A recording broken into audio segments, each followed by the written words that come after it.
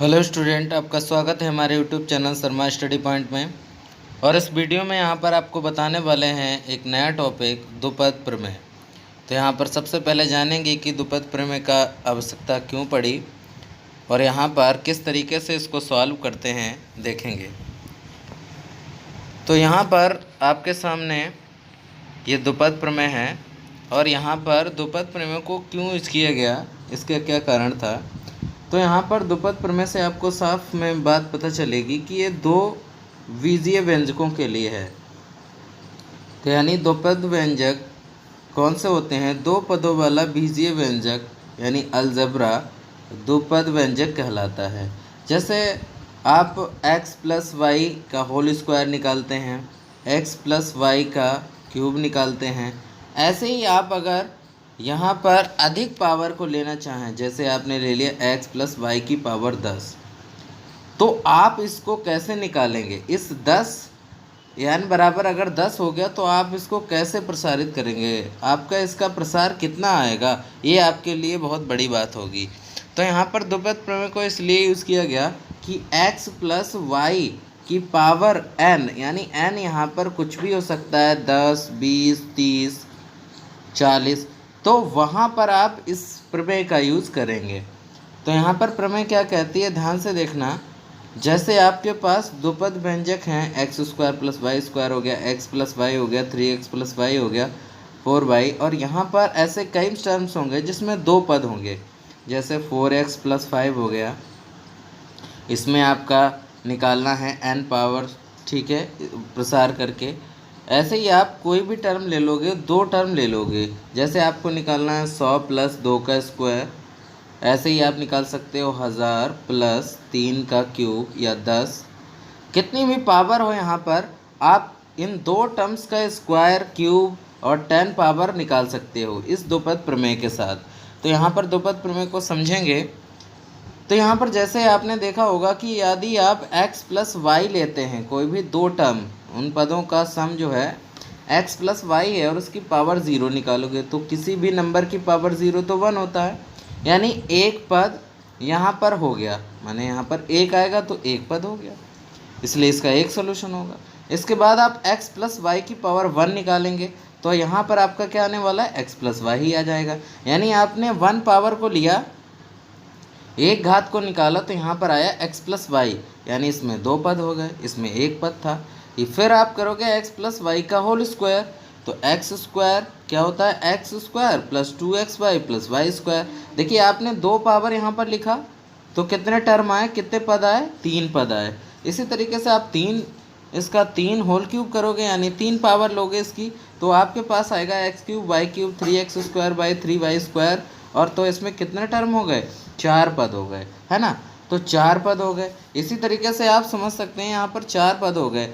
अब आप आगे बढ़ोगे, यानी अब निकालोगे आप x प्लस वाई की पावर 4, तो 4 यहाँ पर देखो लिखा है, x प्लस वाई की पावर 4 अपन निकालोगे तो 4 है यहाँ पर, तो टर्म्स की संख्या कितनी आएगी, 5 आएगी।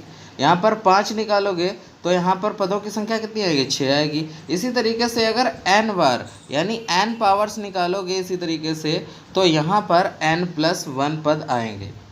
आप समझ चुके होंगे। यानी अगर आप x प्लस वाई का होल स्क्वायर निकालते हैं भाई, तो यहाँ पर 3 टर्म आती हैं, 3 पद आते हैं। तो यहाँ पर कितना था, 2 था, तो 2 की वजह से 3 टर्म आए। तो इसी तरीके से आप देख सकते हैं यहाँ पर सब लिखा है कि अगर आप यानी एक पावर में निकालेंगे तो 2 पद आएंगे, 2 पावर में निकालेंगे तो आपके पास 3 पद आएंगे। इसी तरीके से 3 की घात यहाँ पर x प्लस वाई की पावर 3 निकालोगे, ऐसे दो नंबरों का सम जिनका क्यूब करोगे तो यहाँ पर आपको 4 पद मिलेंगे। इसलिए आप जान लें यहाँ पर जितनी भी पावर n होगी, यानी n अगर 15 है, 15 आपने निकाल लिया, पावर 15 निकालोगे तो उसमें पद कितने बनेंगे, 16 पद होंगे। ठीक है, क्लियर हो गया। अब देखिए द्विपद प्रमेय का यहाँ पर क्या प्रयोग है, कौन सा यहाँ पर लिखते हैं, किस फॉर्म में, तो x प्लस वाई की पावर n में लिखते हैं इसको। यानी यहाँ पर कुछ भी हो सकता है और एक्स वाई भी कुछ भी हो सकता है यहाँ पर, लेकिन होंगे दो ही पद, प्लस में होंगे या माइनस में होंगे। तो यहाँ पर देखिए लिखने का तरीका है, NC0 x की पावर n y की पावर 0, NC1 x की पावर n-1 y की पावर 1, NC2 x की पावर n-2 y की पावर 2, और इसी तरीके से यहाँ पर चलती जाएगी। अच्छा, आप यहाँ पर ध्यान दें कि जो NC0 लिखा है वो पहला टर्म है, NC0, और फिर x की पावर n और y की पावर 0। देखिए x की पावर यहाँ पर जो होगी वो कम होगी, एक नंबर कम होगी, एक नंबर कम होती जाएगी, और जो यहाँ पर y यानी दूसरा जो टर्म है, तो y की पावर पहले 0 है, फिर y की पावर 1 है, फिर y की पावर 2 है, तो y की पावर बढ़ेगी। यानी आप ये समझ सकते हैं यहाँ पर आप देखिए NC n तक जाना है, NC n का मतलब जो n जितना होगा, जैसे आपका 4 है तो 4C4 तक जाना है लास्ट टर्म तक यहाँ पर। और यहाँ पर आपका क्या है, x की पावर जो n है, यानी फिर होगा x की पावर n-1, फिर होगा x की पावर n-2, फिर होगा x की पावर n-3, तो ऐसे करना है। यानी x की पावर कम होती जाएगी, लगातार बढ़ते हुए क्रम में कम होती जाएगी, और y यानी यहाँ पर जो दूसरा टर्म होगा उसकी पावर बढ़ती जाएगी, y0, फिर y1, फिर y2, ऐसे यहाँ पर n तक आप टर्म्स को निकाल सकते हैं। अब देखिए एक क्वेश्चन मैंने आपको सॉल्व करके दिखाया है।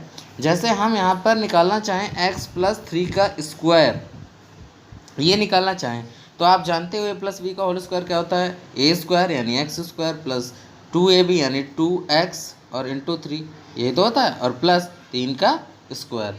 तो इस तरीके से यहाँ पर कितना आने वाला है, देखिए x² 2x इंटू 3 प्लस यहाँ पर जो आपका आता है वो 9 आ जाएगा। जैसे आप सीधे सीधे इसका स्क्वायर लिखिए तो x² प्लस आपका आ जाएगा 6x और प्लस 9।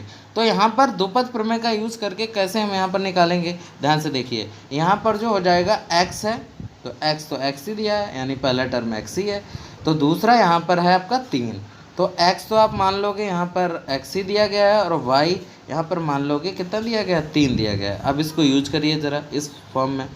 पहले लिखेंगे NC0 तो यानी 2C0, फिर लिखेंगे x की पावर n, x की पावर n का मतलब x ही दिया गया, तो x की पावर n यहाँ पर 2 हो गया। इसी तरीके से जो y है, y की पावर 0, तो y की पावर 0 लिख दिया भाई, 3 है यहाँ पर y, उसकी पावर 0 लिख दिया, तो ये पहला टर्म हो गया। फिर यहाँ पर बढ़ेंगे NC1 होता है, तो n है यहाँ पर 2, कितना है 2, तो 2C1, x की पावर एक नंबर कम होता है, एक नंबर कम, तो 2 है n, तो 2 में से एक कम हो जाएगा तो 2 - 1, और फिर y की पावर 1 होता है, देखिए y की पावर 1 है तो यानी y की पावर 1 हो गया, यानी 3 की पावर 1। इसी तरीके से तीसरे टर्म में पहुंचेंगे NC2, तो 2C2, x की पावर 0, यानी आप कितना हो जाएगा n-n है ना, तो एक पावर और कम होगी, यहाँ पर 2 - 1 था तो x की पावर एक और कम होगी, तो आपकी हो जाएगी 2 - 2, तो इसलिए 0 हो जाएगा, x की पावर 0, तो ये हो चुका है x की पावर 0। और इसी प्रकार y की पावर यहाँ पर 2 हो जाएगा, क्योंकि यहाँ पर पावर y की बढ़ती है और n की पावर कम होती है, तो इसलिए यहाँ पर ये हो गया। अब देखिए इनको सॉल्व करेंगे, 2C0 यानी यहाँ पर 2C0 निकालोगे तो ये आपका होता है भाई 1, क्या होता है 1, NC0 1 होता है, तो बचा आपके पास x² और 3 की पावर 0 हो जाएगा 1, क्योंकि किसी भी नंबर की पावर 0 होता है 1। तो इस तरीके से यहाँ पर हो गया आपका x² प्लस 2C1, यहाँ पर NC1 हो जाएगा आपका n, यानी तो 2C1 है यानी आपका हो गया 2। तो इस तरीके से यहाँ पर आपके लिए आ गया 2x इंटू, यहाँ पर बचा 3 की पावर 1 है तो 3 ले लेंगे मल्टीप्लाई में, और प्लस तो 2C2, देखिए NCn कितना होता है यहाँ पर, NCn आपका होता है 1, तो 1 हो गया, और x की पावर 0 हो जाएगा 1 ये भी, तो 3 की पावर स्क्वायर बचा यानी केवल 9। तो यहाँ पर देखिए आप सॉल्व कर लिया, x², 2 3 जा 6x और प्लस 9। तो इस तरीके से यहाँ पर हम द्विपद प्रमेय का यूज़ कर सकते हैं, और किसी भी टर्म के लिए x + 5 का 10 पावर आपको निकालना है, कितना भी पावर आपको निकालना है, इस द्विपद प्रमेय का यूज़ कर सकते हैं। इस प्रमेय का यूज़ इसके लिए किया जाता है, यानी 2 टर्म्स का आप लिखना चाहें तो 4x + 5 का स्क्वायर अगर निकालना चाहें तो वो भी निकाल लेंगे इससे, या 10 पावर निकालना चाहें तब इससे निकाल लेंगे, तो इस फार्मूले का यूज़ करते हैं। तो आई होप आपको ये द्विपद प्रमेय समझ में आई होगी। Thank you for watching this video.